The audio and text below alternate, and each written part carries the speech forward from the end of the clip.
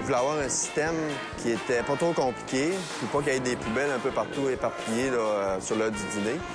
Fait que j'ai pris ma table à dessin, puis j'ai essayé de dessiner un meuble fonctionnel pour l'endroit qu'on est. Puis tout le monde était enthousiaste.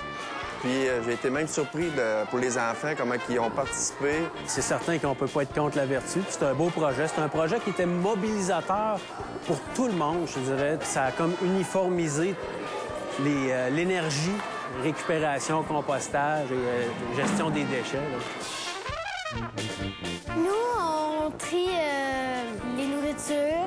On met tout ce qui peut se récupérer dans la récupération, comme des pots de yogourt, des gobelins de lait.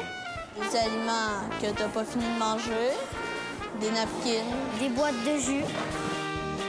Il y a même des enfants qui nous aident à faire le tri, le nettoyage des berlingots de lait et tout ça. Puis là, il y a le système de la ville là, qui a fourni des bacs pour le compost, pour la récupération. Bon, Cassie, explique-moi donc, c'est quoi votre travail que vous faites ici, là? Ben, nous autres, on lave, on essuie les cabarets, puis on met les papiers ici. Là, il faut que je lave vraiment au complet, là. Oui.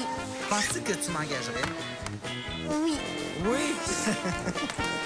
C'est devenu comme naturel pour eux autres. Ils se posent plus la question, ils trient automatiquement.